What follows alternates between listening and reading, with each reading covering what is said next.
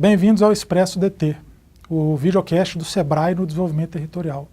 Hoje a gente vai falar do uso do poder de compras público, forma como os governos podem fazer uso das suas licitações para promover o desenvolvimento local.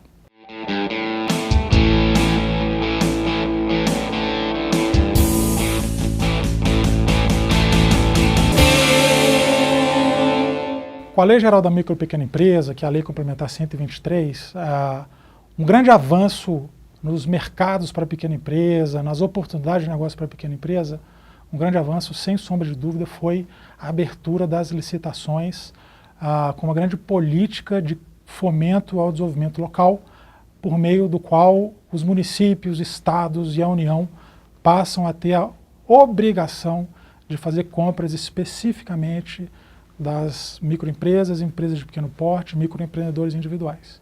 Então existe um capítulo na lei que trata desse uso do poder de compra. Não se compra mais olhando apenas o preço, em algumas vezes a qualidade ou o preço. Se compra vendo o desenvolvimento econômico local, o não vazamento de recursos daquele território, as compras feitas localmente. Isso vale para as três esferas de poder, mas sem sombra de dúvida, aquele que tem um grande potencial de espalhar esses recursos e de fomentar mais o desenvolvimento com base nessa política são os mais de 5.500 municípios que o Brasil tem. Então, o que está nesse capítulo?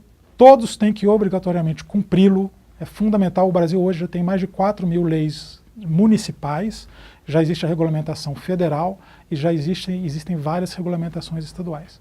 Mas o que é importante a gente frisar? São vários dispositivos. O primeiro deles e o mais utilizado são as licitações exclusivas para a pequena empresa.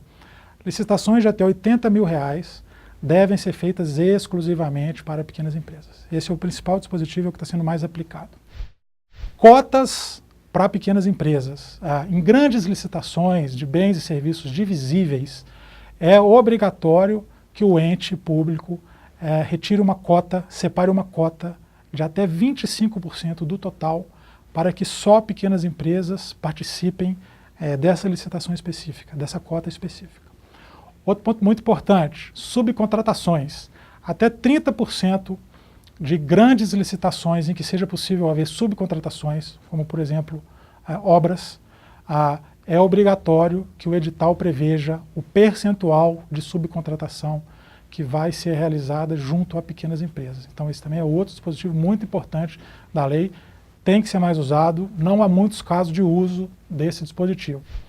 Outro ponto muito importante, muitas vezes, em milhares de vezes, a pequena empresa era alijada de um processo de licitação porque logo no seu início ela não tinha regularidade fiscal. Agora ela só é obrigada a apresentar a regularidade fiscal ao final da licitação, se ela vier a vencer. Então ela ganha um prazo e ainda ganha mais 5 dias úteis, 5 dias ao final, prorrogáveis por mais 5, para que ela corra atrás da sua regularidade fiscal, a emissão de alguma certidão, mas enfim, ela ganha todo o processo licitatório para procurar regularizar a sua situação fiscal e apresentar certidões negativas ao final da licitação.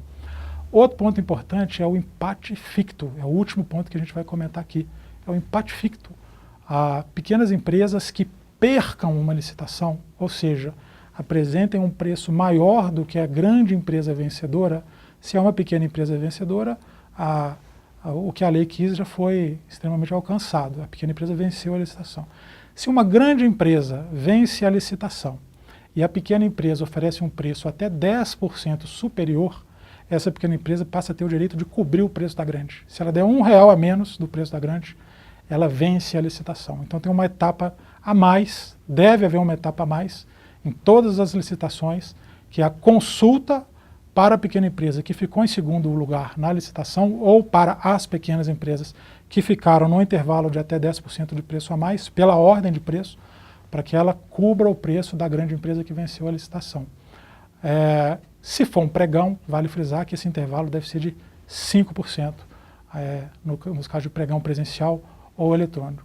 Enfim, esses são os grandes dispositivos da lei geral no que toca ao uso do poder de compras. Milhares de municípios já fazem isso, o governo federal já faz, alguns governos estaduais já fazem. É importante que todos façam cada vez mais, porque esse é um mecanismo que vai distribuir economicamente. Tem condições, já faz isso, bilhões de reais que eram remetidos para grandes empresas, para grandes centros, passam a ser pulverizados para as empresas locais e isso propicia desenvolvimento econômico local.